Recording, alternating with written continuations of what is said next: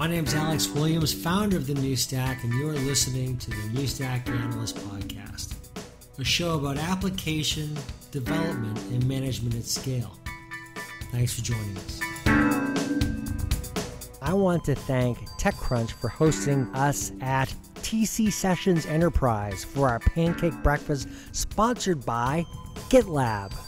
GitLab is a company that really does show what it means to provide a DevOps platform delivered as a single application. That's GitLab at gitlab.com.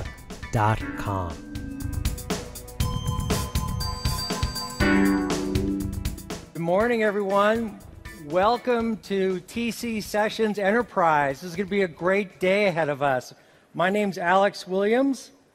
I'm founder and publisher of The New Stack. We are a news and research publishing company that focuses on at-scale technologies, the development and management of at-scale technologies. And we're very, very excited to be here. I want to just, first of all, thank TechCrunch for making this event possible. Let's give TechCrunch a big hand. I'd also like to give a big thank you to GitLab. And GitLab is the sponsor for the breakfast this morning. They are a company that really does show what it means to provide a DevOps platform for delivered as a single application. I think Sid can probably speak well to that when we get started in the discussion. I want to introduce our speakers. First of all, we have Frederick Lardinois of TechCrunch, Catherine Boyle of General Catalyst, Melissa Pancoast of The Beans, Samir Patel, who was CEO of Kahuna, and Sid Subrani of GitLab. So the question that I really want to start with really is like, why are we here today? Well, what is the reason for being at an event like this? And what do we do with these breakfasts? So let me just start with the breakfast itself. You all should have a raffle ticket. Does everyone have a raffle ticket? If you don't, raise your hand. Okay, so we'll give you a raffle ticket. And if you ask a question, you get 5 additional tickets.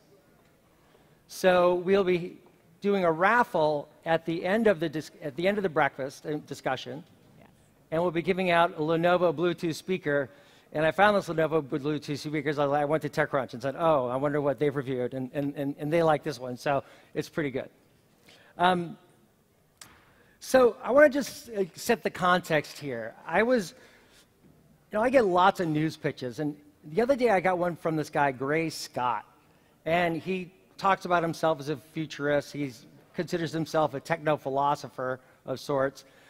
And we see this a lot, these very kind of like incredible looks into the future, that, mortality can be predicted, that we can, that we are able to, in some respects, be able to predict things minutes in advance.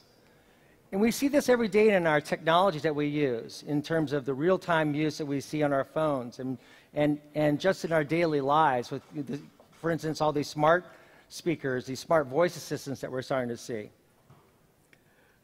So at TechCrunch, at TC Sessions today, we're going to have discussions about AI, we're going to have discussions about quantum computing, and as well as those topics focused on the real issues at hand, such as data gluts and how they're becoming data streams, and how we're starting to see this integration of both container technologies, application architectures, and the data itself.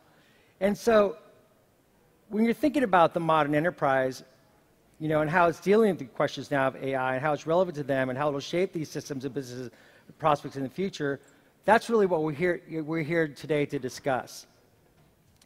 So I really wanted to kind of relate that then back to the people and the processes and the technologies that we're using. How are organizations thinking about these people, processes, and technologies? How are companies that are startups developing their own organization so they have the right people, so they have the right software development, so they are building out to manage these types of systems? So why don't we just get started by saying this? I like to, start with Sid, and, and when I ask him a question, I want everyone to think for yourselves, when you're thinking about questions to ask, what challenges are you facing, either in your company, or in helping your customers to become that modern enterprise? What are those challenges that you're facing? What is it that you are really finding? What are those day two considerations that you're seeing out there as you're managing these technology architectures?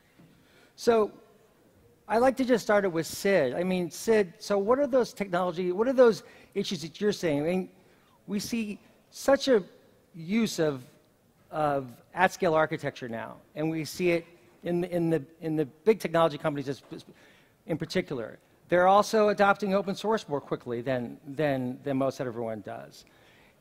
How do you face those challenges? How do you present those challenges, internally for your own teams, but then bring that out to your customers themselves? Yeah, internally, it's hard to keep up with technology. And if you Google GitLab dogfooding, you'll see that sometimes even we are not using the latest best practices, and we're trying to improve that. And we have open issues, we should be using our own product here and there. But at customers, frequently the impact is even bigger of adopting a single application for the DevOps lifecycle. Our number one competitor is our own open source thing. The number two competitor is, we call it UForge. The customer picked tools over time, and they now have 10, 15 different point solutions. At Goldman Sachs, it took, for their main application, 2 weeks to get to all those point solutions to get something out there. But they want to get more efficient, they want to get cloud native, they want to get more secure, they want faster mean time to resolution. So they're folding that back into a single application that can do that. And bringing those times back, in Goldman case, it went from 2 weeks to minutes. But you need to have everyone on the same page, everyone looking at the same set of data, and you don't need to be, you can be constrained where it's in that system, you cannot act on this right now. You need everything happening at the same time, and you need it automated. And that's the transition companies are going to in order to be digitally transformed and get their cycle times down, get faster from we're going to do this to having it out in the market. So Melissa, I know you're going through your own transformation internally, and you've been adopting open source technologies. It's one thing to install the technologies, and it's another thing to manage them. How are you doing that? How are you building out these application architectures for scaling out, essentially financial services for people? Yeah, absolutely. I think for a company of our size, so we are a very happy customer of GitLab. We have a very small team. We're an early stage startup. Before founding the Beans, I co-founded a venture capital fund that invests in machine intelligence companies, and I helped Fortune 500 companies implement deep tech solutions. And so the space around implementation science is something that I've studied for a long time in my work. At this position, bringing in new technologies and then running with them, a lot of times we defer to paying people to manage hosted versions of open source tech. And so on the one hand, we like to use these technologies because they are code as configuration. We're up and running in minutes. We don't have to pay people to set up each step and then manage it. But on the other hand, we defer to paying for hosted versions. Google Cloud Platform is a great example. So Catherine, when you deal a lot in government, right? Mm-hmm. And where are they right now? I mean, they manage these gigantic systems of record, right? Mm-hmm. Some of the biggest in the world, right? Yeah. And those are often built on old architectures, monolithic architectures, so to speak, which are very difficult to build microservices on top of. Microservices being built mostly with container technologies. How are they adopting? How are they actually keeping up with themselves even? Because they go into this workforce like a lot of people do, and then they come out and they have a phone. Yeah. So what's really interesting is I focus on enterprise and highly regulated spaces. So everything from aerospace, defense, computational biology, healthcare. And the one commonality that I see amongst all the teams that we support is that the customer is fearful.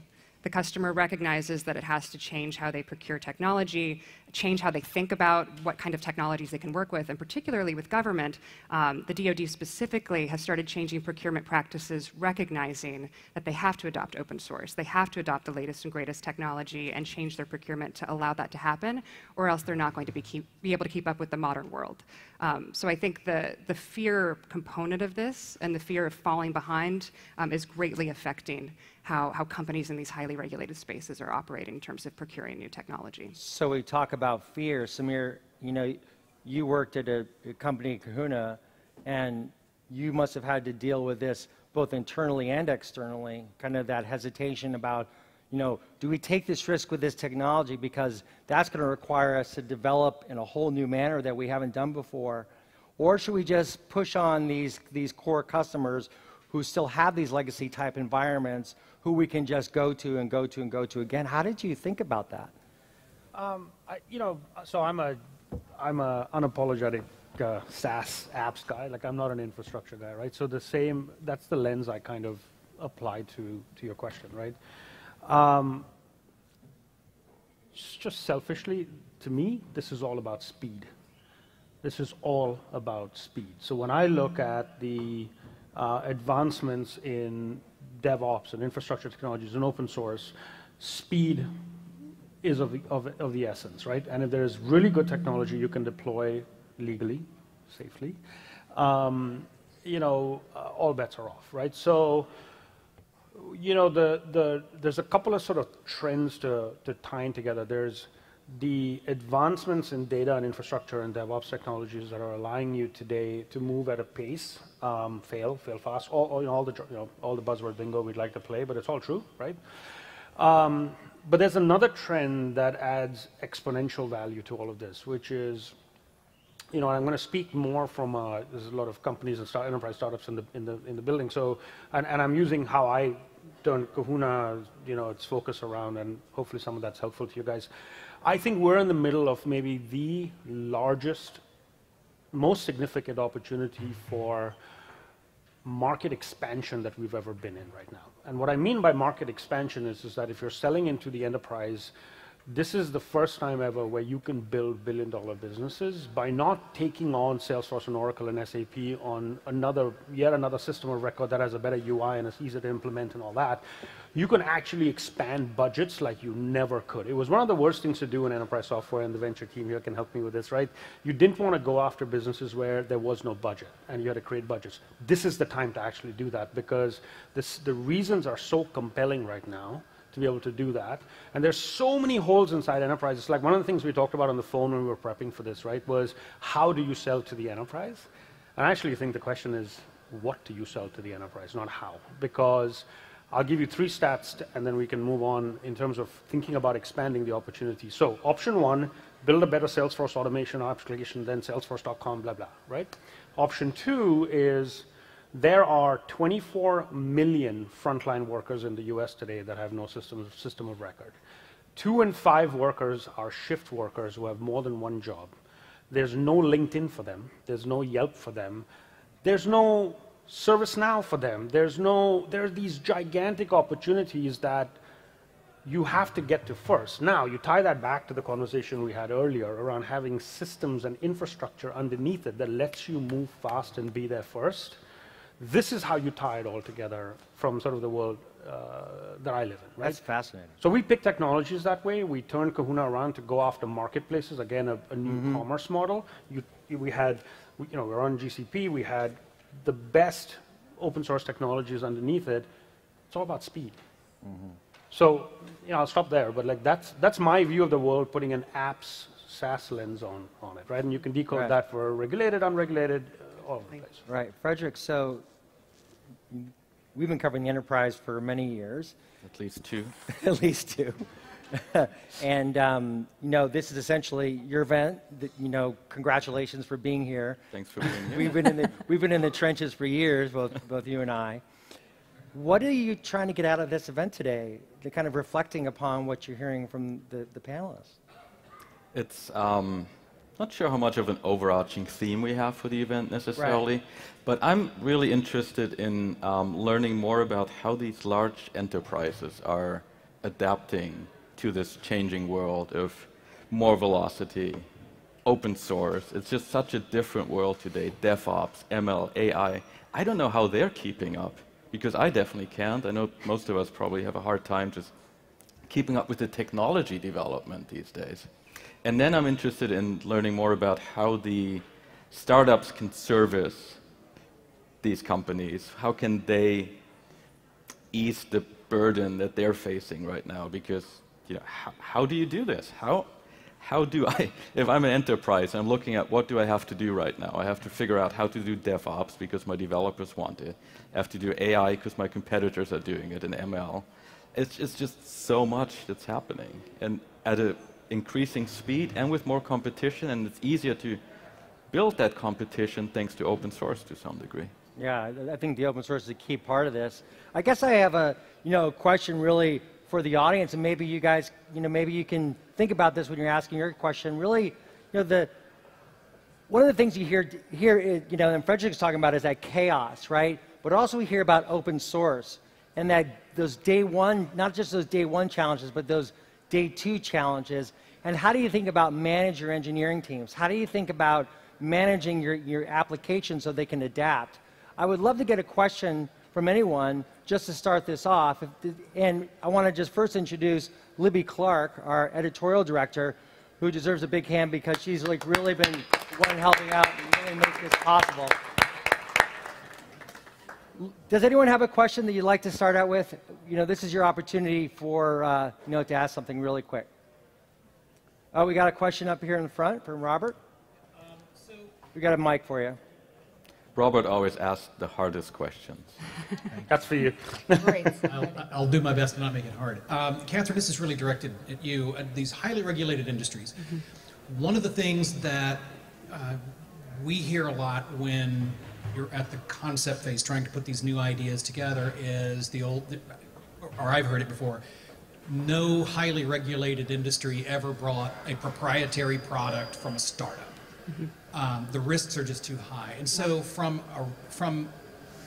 the question of how you would value a startup and how you're going to build the cap table, how you're going to determine how to go fund that, for those enterprises that are highly regulated, what advice might you have to those startups for how do you approach the market, how do you message, how do you deliver, hey, we're filling one of these 100 gaps, take a chance on this. Absolutely. No, I think that's true. It does take a little bit longer to convince the government to buy from a startup, but at the same time, what we're looking for is someone who can educate the customer.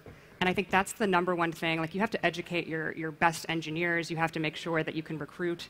But ultimately, you're going to have to bring the customer along with you. And going back to what was said earlier, like, technology is moving so quickly, and I think the customer is aware of that. So the most important thing is not going in and saying, what do you need? What's the product you need? How would you like to solve this problem? Which is sort of, I think the way maybe business was done before, listening to the customer. Now you have to actually advocate to the customer and say, this is where the world is headed. This is what we're building, and this product's going to help you in some way. And one of the things that, in terms of valuing that we look at, is that most companies that are very good at this become the de facto market leader in the startup world, at least, very early in their company trajectory. And I think that's an advantage, is when you become the de facto leader, you don't have any sort of competition. And the big holdup is, can you sell to the customer that isn't necessarily used to working with startups? When you have the best talent, when you are the de facto leader, I think it becomes a lot easier to sell to these customers that are a little wary of buying from a young company. Roger?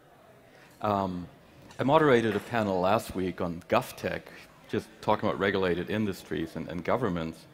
And a lot of the startups on that panel talked about how hard it is to sell to the government. Once you've made that first sale, it almost automatically snowballs. But you have to go through that process, through the requisition process inside the government agencies, no matter whether it's local or national. Absolutely. And just get that first sale in. And that's just... What's interesting is there's actually something called piggyback laws at the state level, where if one county buys from you, the rest of them can just automatically procure. So there's actual structural advantages of getting that first sale that make it much easier once that happens to work with these government or other customers. Questions? We have one right here. You just state your name and your company. Hi, I'm Ash from Querido Technologies. we are using a lot of open source and fusing it with the enterprise SaaS software, and the combination is giving us the best results. But how do you pitch something like this to the GovTech sector? Is there a lobbying firm that actively works with the government in educating them? The use of open source fused with enterprise SaaS gives them the best combination, or is it something that you are doing as part of your footprint? I would like to, Catherine, if you could ask that question, I'd love to hear from Sid as well on that. Yeah. It's interesting you mentioned lobbyists. I think when you look at companies at scale, they definitely have lobbyists to educate the government. For startups, having a lobbying budget, I've never seen early startups be able to make that a good use of capital. So you kind of have to be your own lobbyist. And there is an investor community. There are companies that kind of bind together and try to educate, but it really is on the founder of the company, I think, at the earliest of stages before you get to scale. And I know Sid will have some thoughts on this as well. Yeah.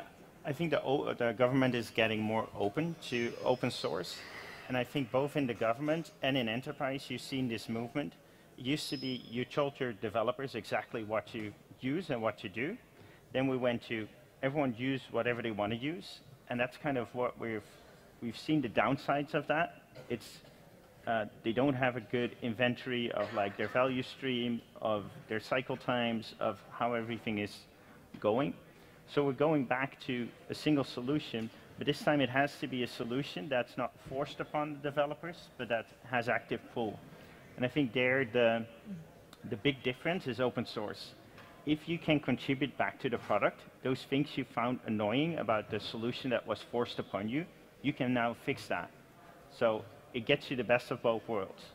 One solution that's used by the whole organization, but still something that if you're not happy with it, you can change it. You just don't change the solution, you just add to the solution. So I think that's kind of the power of open source, and that's playing out both in big enterprises and in the government, and they're not very dissimilar sometimes. We have a question right here. Yeah, hello, I'm Roland Wartenberg. I run the SAP Alliance for NetApp. This goes to the whole panel. I think when you look at the speed, the new technology, I think what we talked about, and then also regulations, GDPR in Europe. I think enterprise customers are also facing really high need for SLAs. And we have customers that ask us for 99.99999, 5 nines, which in the open source world, I think it's tough to get. So what's your recommendation for these customers? What's the journey to get to that level from an SLA point of view where they come from? Samir? You must have faced customers all the time who face their own regulations and issues that you really made you have to be even more than speed, almost flexible and adaptive, but not building custom stacks. Yeah, and I think from the perspective of a startup, those are some tough choices you make about markets you enter and not enter. You just have to be really good about knowing where you can actually deliver on that, right, and where you can't, right? So that's like trend number one. Trend number two, though, is I am shocked how in the last 12 to 24 months, as the GDPR discussion has gone from, oh my God, roof is on fire, everything is coming down, to a little more organized. European companies have departments that are managing it, that are more realistic about it. The adoption of some of the new age technologies right now in Europe are outpacing the US in certain cases. And as you get closer to things like contract lifecycle management and a lot of the sort of more regulated things that you need to do, I'm finding that there's been a balance in the hype has gone down, and the sort of not the hype, the anxiety around GDPR has gone down to a point where I'm seeing more and more companies in Europe actually having to make that trade-off and say, just like we talked about regulated industries looking at startups, do I want to move really fast? This is the best that there is. It isn't coming from one of the larger companies, or it's coming from a large company that has the right unit that's getting me software out there. Am I willing to contain this thing, use it? And if it actually has to go GA, then I will put you through the ringer on getting to 5 nines, right? I worked for SAP a couple of years ago as well, and it's a marked difference from my days at SuccessFactors SAP to by the time I ran Kahuna. That's my take. So Melissa, you're in the financial services world. Yeah. You're building on open source. I know that you've been developing a Kubernetes architecture for at-scale technologies, and now you're considering how to manage it. How do you approach how do you approach the market kind of like based upon what we're hearing from that regulatory perspective? Before the regulatory, to this SLA point, we're in a space where we rely on third-party technologies that may or may not be making use of open source to deliver us resources at a high degree of uptime. But in financial services, it's both famously regulated, but also deeply encumbered by other actors who are limiting our ability to access the data that we need at certain times. So the best example of this would be Plaid. Plaid has a surprisingly, we love Plaid, they're fantastic, but surprisingly low uptime relative to other industries. So they might be down 5% of the time because Wells Fargo has turned off their access to data. And what that translates to is that we're down for 5% of our customers because we can't give our customers that data at that time. And so I think that to your point, Samir, that it depends on the market that you're in, and you have to look at some of the constraints that come along with it. There's, at this moment in time, until we move to a much more open system of financial services, where we have democratized access to our data, where we've made good on things like PSD2 that the EU tried to give people access to their data so they could own it themselves. Until we make it there, we have to just sort of muddle through these limitations while using the velocity that we get from tons of open source tools, where, I mean, we make use of things that have been built by many, many, many other people in order to increase our speed on the day-to-day. If we had to build D3 from the bottom up, like we'd still be tinkering with it, and it's essential to our ability to deliver a good experience to our users. Interesting. Yeah. Wow, this is a really nice speaker. Ultra portable. Wow. TechCrunch recommends it. Really nice. 2-hour battery life. Who has a question?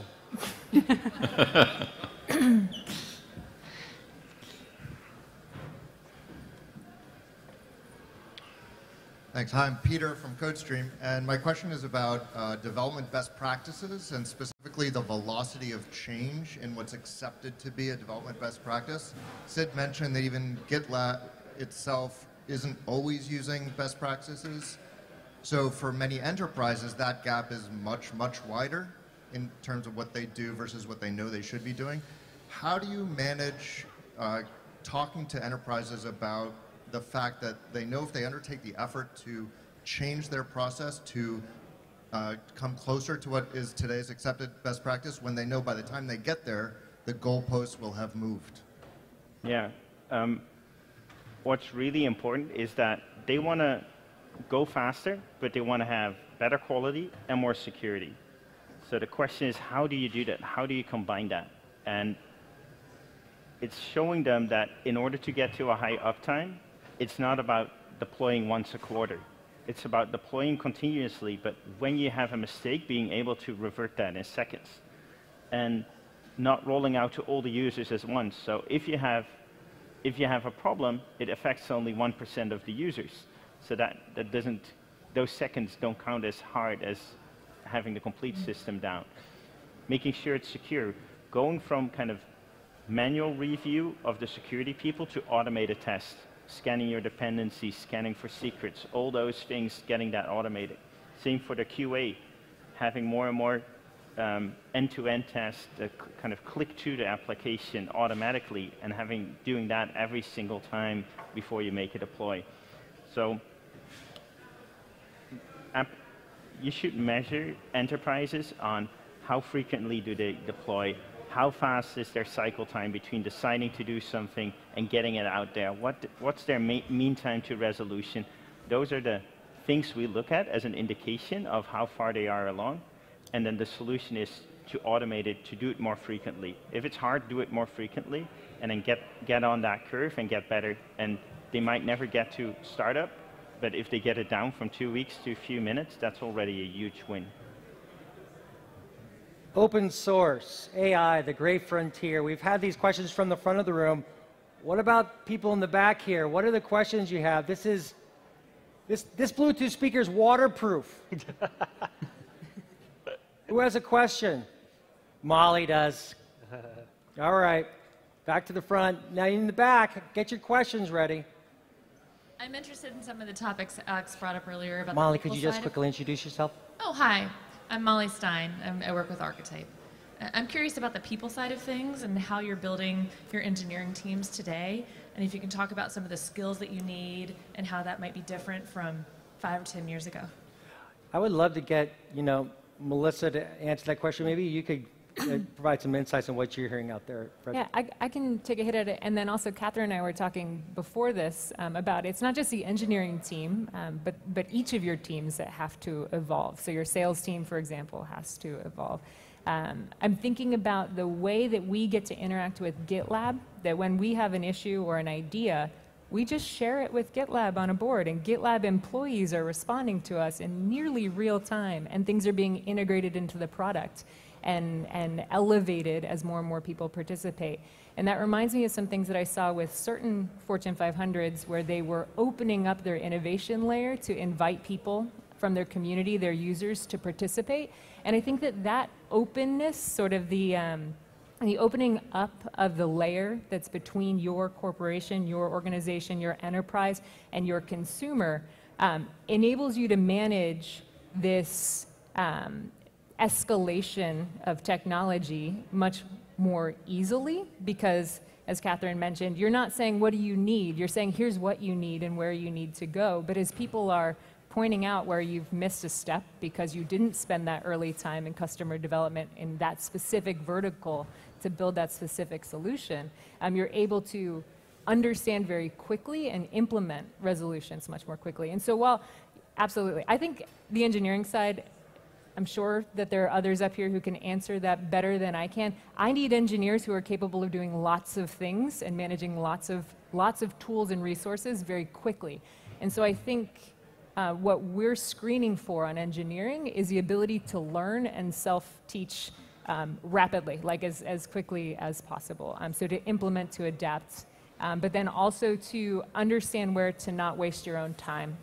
Because if there's something that we can put to work because someone else is going to do it for us and it's not very expensive, then those are way better dollars spent than having a very, very, very experienced architecture engineer in place. Like, we need people who can do lots of things very, very quickly. I'm going to go to Frederick and then Samir.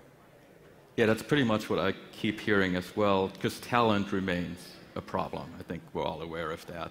I was talking to, forget what his position was, an engineer at Dick's Sporting Goods, not a enterprise you usually think of, but a company that also really has to figure out how to move into this new world. And they're spending a lot of time just training their engineers and just giving them time to learn these new technologies and play with them and just try new things. And I think that kind of experimentation is really important, especially in these enterprise companies where that's not necessarily the case, where you don't always get that chance, where you're locked into a stack and you don't allow your engineers to try new things. So I think just giving people the opportunity to even learn is something that a lot of companies still have to figure out, and how to do that best is a totally different question.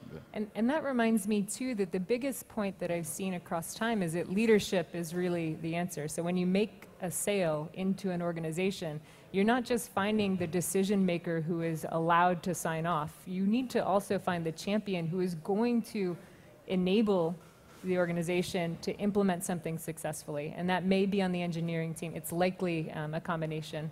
But there definitely has to be a person who is going to own shepherding the learning curve for anybody else who has to touch what you're implementing. Samir? Yeah, I'll just make a quick point. I think I'll go in the other direction, right? So I think this was perfect to cover how do you work downstream into the organization. I think one of the things that I was on the people side and the org side, I was probably most proud of that we did at Kahuna was we shrunk the distance between sales and the customer and the engineer in the most effective way that I've had to do, and it's a learning process through my career because it's something I'm really passionate about. And we got it to a point where, when we talk about speed, we talk about learning, we talk about adjusting and adapting, we had a rule at Kahuna where every single prospect sales call anybody in the company could listen to the recording of any single prospect and sales call. And every product manager driving from the East Bay to Redwood City every day would listen to one prospect call each way. Down to the QA engineer or wherever in the organization, there was a direct link, honest, brutal link with why they said no, why they said yes. And you'll be surprised where some of the best ideas in the organization came by not having every single thing interpreted in an all hands. Let me tell you the 4 things I heard. Like, all that stuff is feel-good stuff. It's not like the customer laughed in your face when you pitched it. You said, get out of here, don't waste my time. Why did you say that?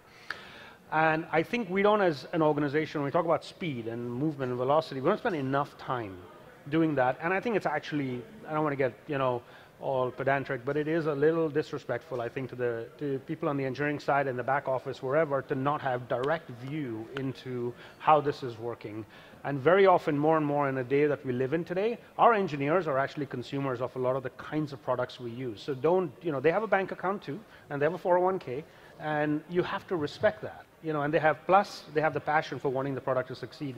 And so I would think really hard on the people side as, you're looking at this, how are you, and it's painful, and it needs trust. You're exposing every sales rep's phone calls. Like, it's not easy, but it's worth it.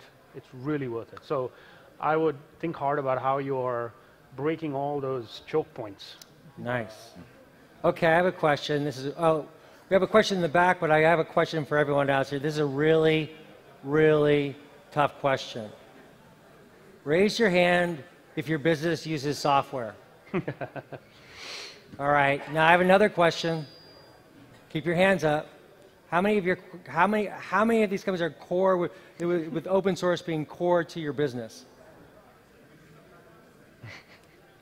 You have questions in the back? Any hands over here in the back? Okay, keep your hand up if you'd like to ask a question. Actually, Libby, right behind you right here is somebody right there. You had a question, correct? Oh. There's one right back there, okay. May please state your name and your company. I'm Mike Osborne with Media Mobs. My question is specifically about AI and business communications.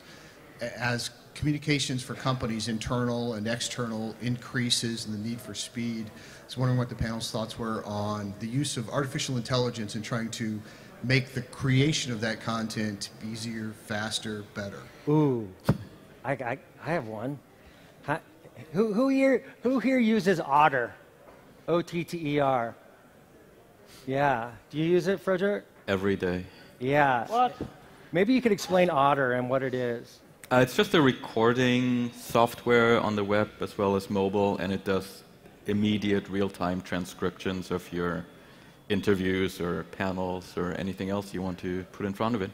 That shows me how deeply embedded AI is in our lives. How about the rest of you in terms of how you're about business communications and AI? Samir? Well, I mean, I'll just build on what I said earlier. There's tools like Gong which do exactly this in a business setting, but it does exactly that. It's the ability for you to start to understand trends, conversations, hotspots, who said what, negative, positive, and it really speeds up the ability for you to understand data at scale, right? Because you're not sitting and listening to the entire interview for 30 minutes. So I think it is transformative, and to your point, everybody who's doing a really great job of it isn't talking about it because it's sort of the only way they do it. We also have every sales call transcribed to software, share that. It's available to anybody, and we want to get people on the same page. So with us, our slogan is nobody is outside of the headquarters, and we do that by literally not having any offices, so that our customers, when you make a request, you're on the same level as anybody else in the company.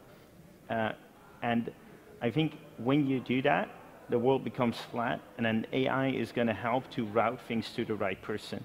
So when there is a request, make sure the right people see it. So have information open up, make it available to everyone, but not everyone can read everything. So we're going to depend on AI to feed us the information that's relevant to us through classification. When I'd Sid make says, please. When Sid says nobody can read everything, their handbook is 3,000 pages long. So I think you need AI to keep up with that. Yeah.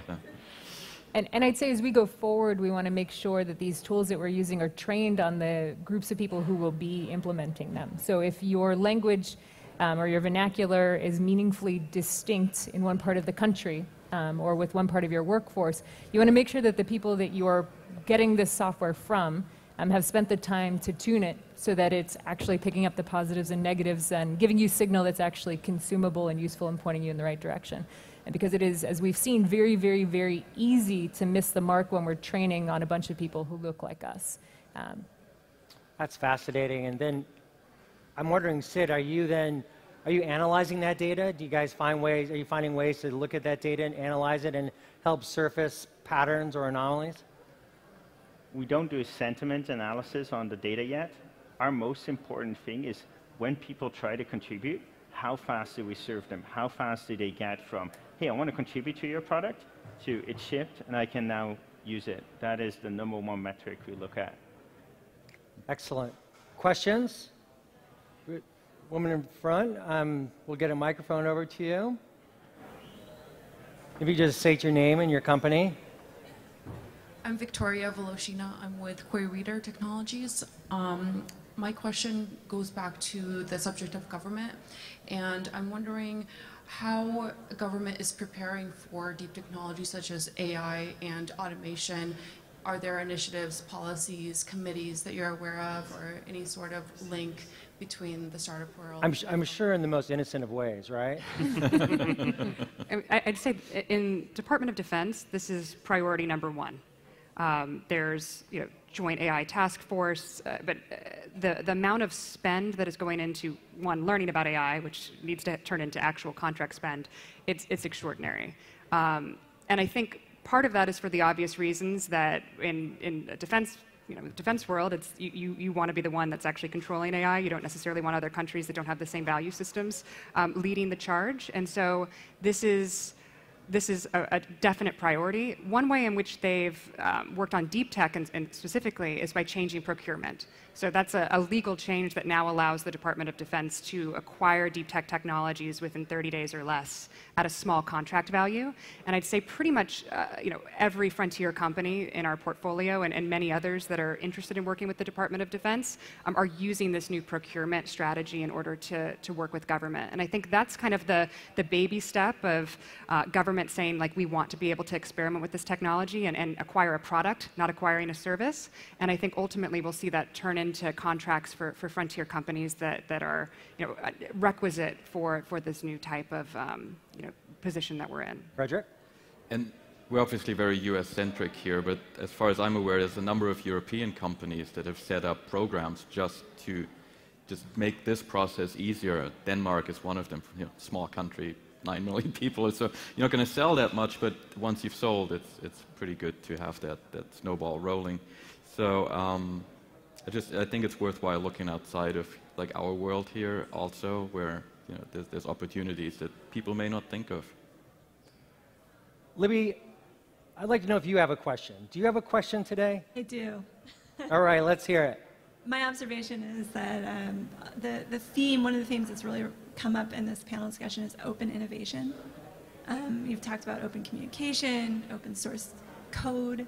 And so what I'm interested in is, from an investment perspective, first, how you approach an enterprise about openness, how you educate. And also, from an investor's perspective and from a business owner's perspective, how do you justify the investment in openness? I think it's a great last question, so I'd love to go down the row and finish with Sid. So Frederick?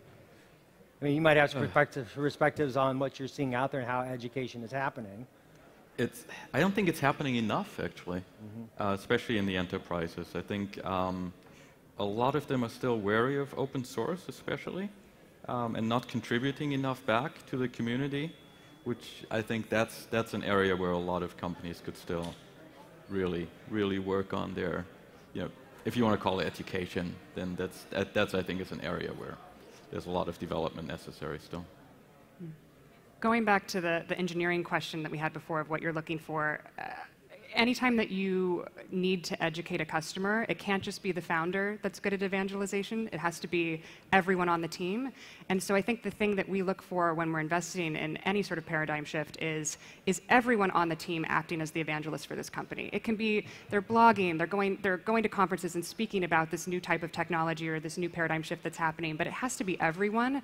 And so going back to, it's not just a sales focus. Everyone on the team, the engineers have to be closer to the customer. They have to be doing that hard work.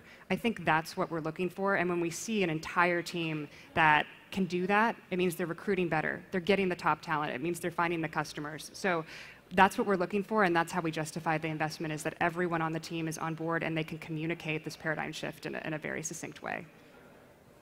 I've got strong conviction that open innovation is going to let us get to new ideas faster than our competitors. So if it's out there in the world as a need that our customers have, I want them to be able to bring it to me with as little friction as possible.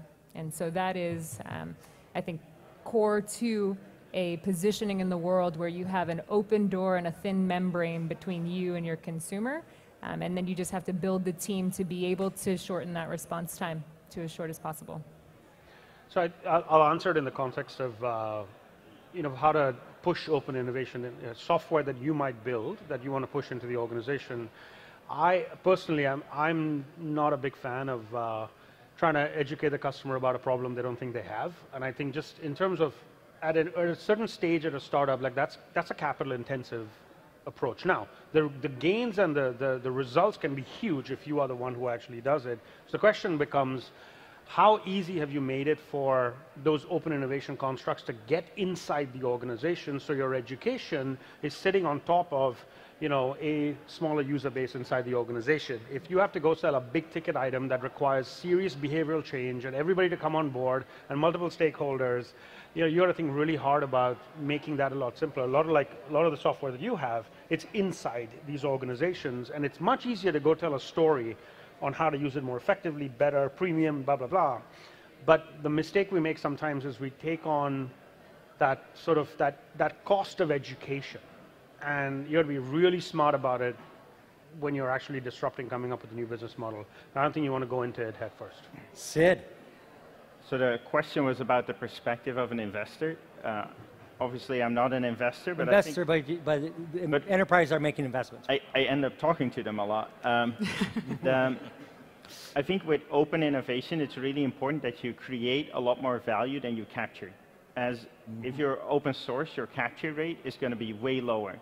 So your value creation needs to be way higher in order to end up at the same amount or the same size of company.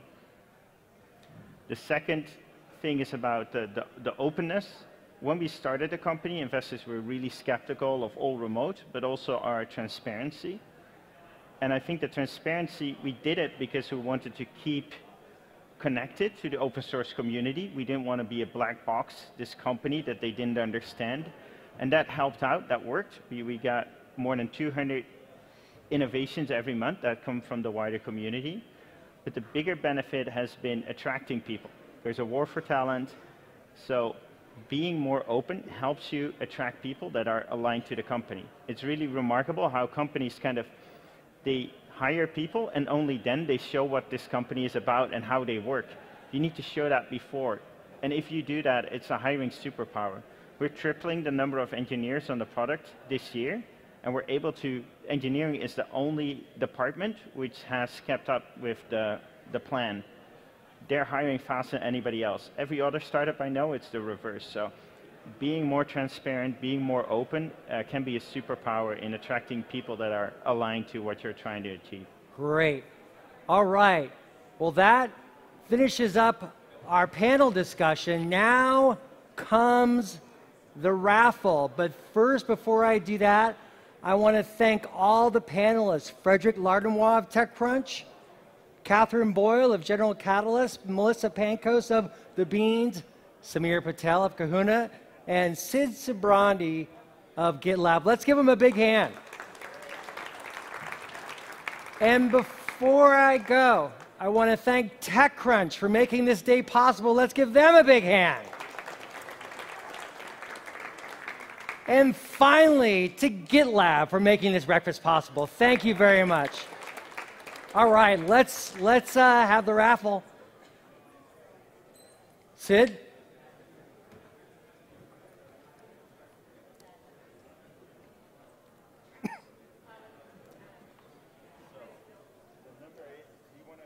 Shall I read it? Yes. 574870. 574870. No takers? Let's go again. 574757. 574757. 574757. 574757. No, three's a charm. Third one. 574806. 574806. 574806. Should we also start counting? With This is a raffle record. wins? This is a record. Let's go again. Come on now. Read your numbers. 574. Wait. I'm only 6 digits off. Oh, you're only 6 digits off? Yeah. All right. Well, when we get to 10, we'll call you. 574811. Hey! Alex, here you are. Lenovo. Thank you, everyone, for participating. Have a great day. I want to thank TechCrunch for hosting us at TC Sessions Enterprise for our pancake breakfast, sponsored by GitLab. GitLab is a company that really does show what it means to provide a DevOps platform delivered as a single application. That's GitLab at gitlab.com.